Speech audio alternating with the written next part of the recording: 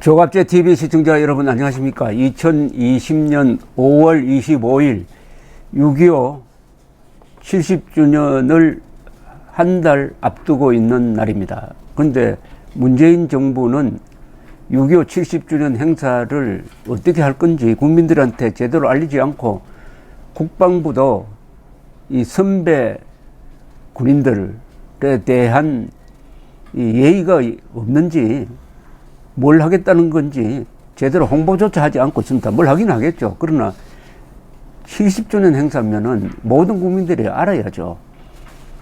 우리 민족사에서 가장 중요한 사건입니다. 6.25 남침은. 또 6.25 남침에 우리가 대응하는 과정에서 오늘날 대한민국을 만들 수 있는 제도를 갖추고 국민들이 애국심을 갖게 되고, 그리고 무엇보다도 전쟁을 통해서 단련된 그 힘이 경제 발전으로 전환되면서 이런 나라를 만들게 되었습니다. 그렇다면 6.25 70주년 행사는 거국적으로, 그리고 국방부가 주도를 해가지고 해야 되는데 아쉽습니다. 그것은 앞으로 조갑제 TV를 통해서 매일 한 번씩 6.25의 의미를 새기는 그런 방송을 하는 것으로 저의 의무를 다하려고 합니다. 중앙선관위가 드디어 오는 28일 경기 과천 선관위 청사에서 언론을 상대로, 일반인이 아닙니다, 언론을 상대로 사전투표 및 개표 과정을 시연한다고 오늘 발표를 했습니다. 시연, 한번 보여주겠다는 거죠. 실물을 가져와 가지고 개표 프로세스를 기자들한테 설명을 하겠다, 이런 뜻입니다. 선관위는 부정선거 주장에 대한 의혹을 해소하고 투개표 시스템에 대한 신뢰도를 높이기 위한 취지다 라고 설명을 했습니다. 투개표 과정, 선관위 통신망의 보안체계, 통합선거인 명부 시스템에 대해서 설명하고, 사전투표 장비, 투표지 분류기, 심사 개수기 등 투개표에 쓰이는 장비들의 재원과 구성, 작동 원리 등에 대해서도 설명한 뒤에 이를 시연해 보인다는 계획입니다. 예컨대 투표지 분류기를 한번 돌려본다는 거죠. 투표지 분류기를 돌려보면은 과연 여기 오차가 날 수 있느냐. 부여에서 그런 투표지 분류기에서 오차가 나오는 걸 보고 뭐 참관인이 개입을 해가지고 다시 돌렸다 하는 이런 이야기가 중앙일보에 나온 적이 있습니다. 그걸 또 이 조작론자들이 키워가지고 부여만 그런 게 아니라 전국적인 현상이다, 이렇게 했는데, 과연 투표지 분류기가 수시로 점검을 해야 될 정도로 오차가 나는 건지 안 나는 건지 한번 보여주겠다, 이런 이야기입니다.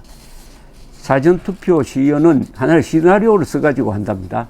지역구 후보로 4명이 출마했고 35개 정당이 비례대표 후보 명부를 냈으며 선거인수는 4,000명, 투표수는 1,000명인 상황을 가정해서 사전투표입니다. 시연을 해보겠다, 이렇게 이야기를 했습니다. 그리고 기자들과의 질의응답을 통해서 투개표 관련 장비의 내부 구조까지도 공개한다는 겁니다. 내부 구조까지 왜 공개한다냐 하면, 이 투표지 분류기, 즉 투표지가 들어가면은 요거는 어느 후보, A 후보를 찍었다 하면은 A 후보로 계산이 되도록 하는, 또는 A 정당으로 계산이 되도록 하는 자동 분류기가 이 요사이 부정선거 의혹 제기의 핵심입니다. 그래서 이 자동 분류기 안에 외부로 통신할 수 있는 송신기가 거기 숨겨져 있다는 겁니다. 자동 분류기를 통제하는 그 노트북 안에 그런 게 심어져 있어 가지고 외부와 통신해 가지고 해킹을 했을 것이다 하는 주장에 대해서 아예 그러면은 열어 보여주겠다, 기자들에게는 열어서 보여주겠다, 이렇게 나왔습니다. 그게 핵심입니다. 핵심. 그게 지금 민경욱 의원 등등이 주장하는 게 투표지 분류기 안에 통신 기능이 있다는 겁니다. 그런데 선관위는 통신 기능이 없다는 겁니다. 외부와 통신 기능이 없다는 겁니다. 물론 이 중앙선관위의 자체망 안에는 그게 포함되는 거죠. 근데 문제는 이게 외부와 통신이 되느냐, 특히 중국과 통신이 되느냐, 민경욱 의원 주장은 중국 공산당의 해킹 전문가가 개입을 해가지고 조작했다는 것 아닙니까? 그래가지고 슬쩍 암호까지 남겨놓았다 해가지고 암호를 풀었다. 팔로우 아워 파티라는 게 나오더라. 뭐 이런 이야기를 했는데 이게 다 모든 게 분류기에 송신기가 있느냐 없느냐 그것만 밝히면 됩니다. 분류기에 송신기가 없다고 하면은 해킹 불가능이다 이래 되는 거죠. 아주 어떻게 보면은 요 쟁점이 아주 좁혀졌습니다. 자, 이와 관련해 가지고 과거에도 이 세상에는 하늘 아래는 처음이 없다고 그래요. 요사이 주장하는 이 사전투표 부정 의혹은 과거에 다 있었던 겁니다. 이게 새로운 게 아닙니다. 언제부터 있었느냐고요? 1987년 대통령 선거 노태우, 김영삼, 김종필, 김대중 나왔을 때 김대중 씨가 3등을 했습니다. 그러니까 김대중 세력이 그때 처음으로 이 집계 과정에 컴퓨터가 도입이 되었습니다. 집계 과정에 컴퓨터 부정이 있다 해가지고 들고 일어났습니다. 여기에 놀랍게도 김대중 씨까지 편성을 했어요. 그런데 김대중 씨가 한 번도 재개표를 하자는 이야기를 하지 않았습니다. 재개표. 그때부터 계속 이어져 온 건데 2002년 이회창 씨가 약 50만 표 차이로 노무현 후보한테 지니까 이회창 씨는 내키지 않았는데 그 팬들이 재검표를 요구를 해가지고 그때는 1000만 표를 재검표를 했습니다. 1000만 표. 그래서 단순 실수 한 몇백 표 차고 난 것밖에 확인되지 않았습니다. 자, 이번에 이제 민경욱 의원이 선거 무효 소송을 제기를 하면서 재검표를 하자고 하는데 이걸 대법원에서 과연 받아줄지 안 받아줄지 좀 더 기다려 봐야 되는 것은 그 이유가 있습니다. 그동안에 계속해서 이런 똑같은 소송이 제기가 되었습니다. 이런 소송은 대법원에서 단심제로 하는 건데요. 그러다 보니까 2016년부터 대법원은 투표지 분류기 관련 선거 무효 소송은 이거 무익하다. 이거 해봤자 결론이 뻔한데 해가지고 그때부터는 각하를 하고 있습니다. 이것은 소송으로 다툴 가치가 없다고 각하를 하고 있다는 것은 그 정도로 투표지 분류기를 이용한 송신을 이용한 해킹 가능성은 없다고 판단을 대부분이 이미 하고 있는 상태입니다. 대부분이 지금 하고 있는데 똑같은 이유를 대가지고 소송에 들어오면은 각하할 가능성도 있는데 물론 다른 이유를 댄다든지 하면 그건 또 사안이 다르겠죠.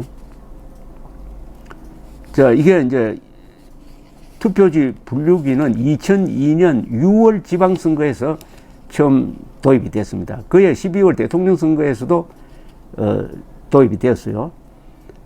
그러자 보수단체 이모 씨가 투표지 분류기 사용에 따른 부정선거 의혹을 제기하면서 선거 무효 소송을 제기를 했습니다. 이때 이 씨가 문제 삼은 게 이 공직선거법 제278조입니다. 전산 조직에 의한 투표 및 개표, 그 중에 제4항이 이런 겁니다. 중앙선거관리위원회는 투표 및 개표 사무 관리를 전산화하여 실시하고자 하는 때에는 이를 선거인이 알 수 있도록 안내문 배부, 언론 매체를 이용한 광고 기타의 방법으로 홍보하여야 하며 우선 선거구역이 작은 보궐선거 등에 적용하되 그 실시 여부에 대하여 국회에 교섭단체를 가지는 정당과 협의하여 결정하여야 한다. 이걸 위반했다는 겁니다. 이게 전산투표를 하는데 왜 국민들한테 충분히 알리지 않고 작은 선거구에서 시험도 하지 않고 교섭단체를 가진 정당과 협의도 하지 않고 마음대로 결정했느냐. 이렇게 해서 선거 무효 소송을 제기를 했더니 대법원은 어떤 판결을 했느냐. 대법원은 이런 요지의 판결을 했습니다. 개표기에 의해서 후보별로 분류된 투표지는 유관에 의한 확인 심사 과정을 거친다. 다시 말해 이 투표지 분류기는 지금 쓰이고 있는 이 투표지 자동 분류기는 전자개표기가 아니라는 겁니다. 전자개표기가 아니기 때문에 공직선거법 제278조의 적용을 받는 전산조직에 의한 개표가 아니다. 이게 아주 중요합니다. 우리가 자꾸 전자개표기라고 하는데 이게 전자개표기가 아니라는 겁니다. 전자개표기라는 것은 뭐냐 하면은 아주 투표를 하면은 자동적으로 개표가 되는 그 과정에 사람이 개입할 필요가 없는 그런 자동 장치를 말하는 건데, 이거는 사람이 주고 사람이 투표지를 분류하고 계산하는 주체가 사람인데 다만 기계가 보조를 해준다는 겁니다. 두 가지 기계가, 투표지 분류기가 그 다음에 개수기가, 요 두 개가 보조를 해주니까 이것은 전자개표기가 아니라는 겁니다. 전자개표기. 이 방송을 듣는 분들 중에서 이 차이를 잘 모르는 것 같아요. 전자개표 부정, 이건 말이 틀렸다는 겁니다. 전자개표기가 아니고 단순히 사람을 도와주는 보조수단이다. 어떻게 보면 수개표입니다. 수개표.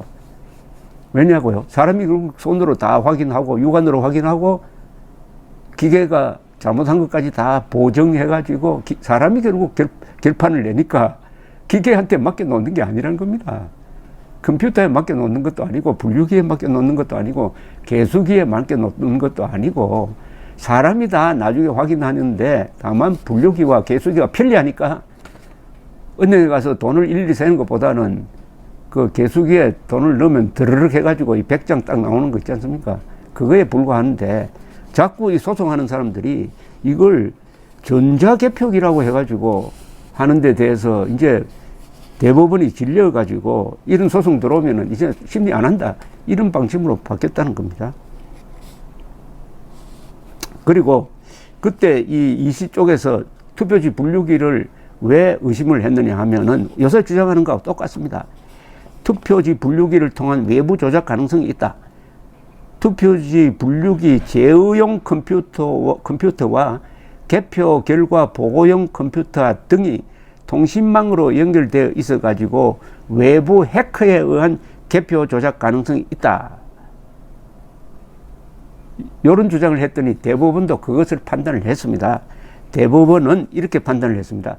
개표기 제어용 컴퓨터는 중앙선관위의 중앙서버와 연결이 되어 있지만은 개표 결과 등의 자료를 전송하는 기능이 없고, 개표 결과 보고용 컴퓨터와 개표기 제어용 컴퓨터는 별개로 운영된다는 사실을 인정할 수 있다.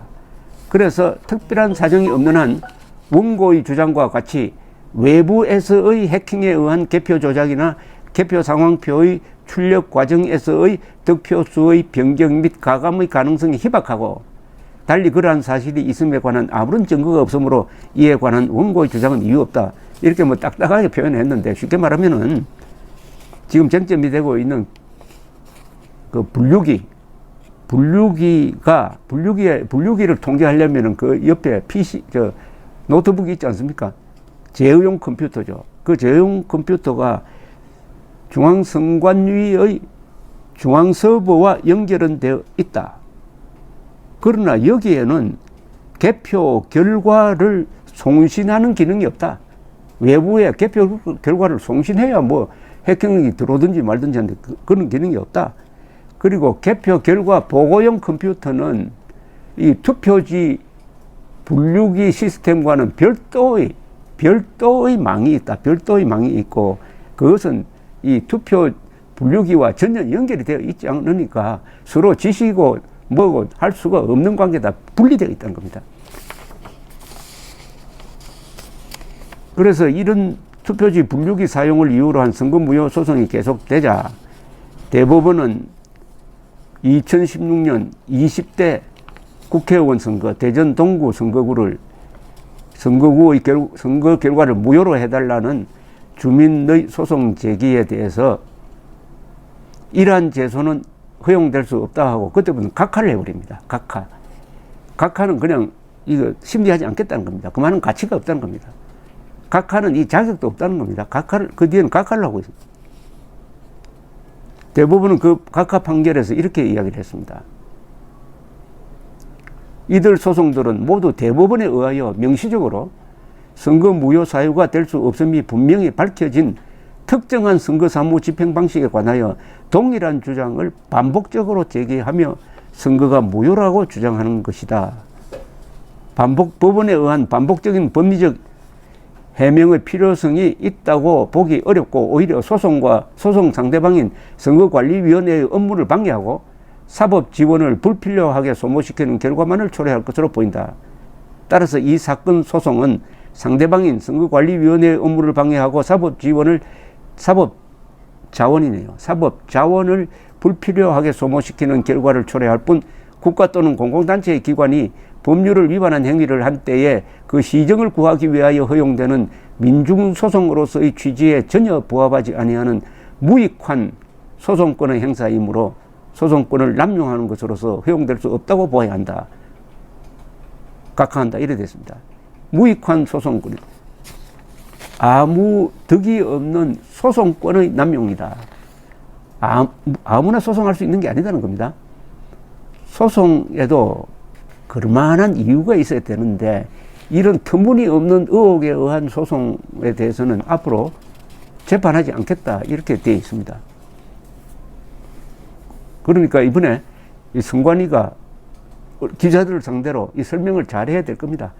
기자들을 한 사람도 빠짐없이 납득시킬 수 있어야 됩니다.